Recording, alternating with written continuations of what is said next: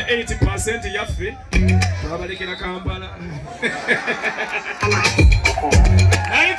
98% naki onawulira olunaku lwaleero ISP Uganda tuli kigolobya naki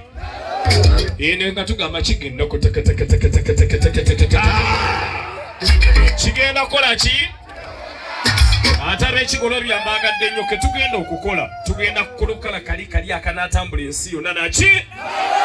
tugenda kukola Jack Chan latest movie of Jack Chan ne kabaka John Cena mumumanyi lwaleero naki ono amuyita DJ Brian olaba Brian mu nnyumba manyi Omutaka yakoze eki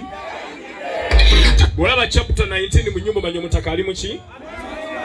this morning tikalire NSC kati Brian bakayimba kamu tugende ku ntandikwa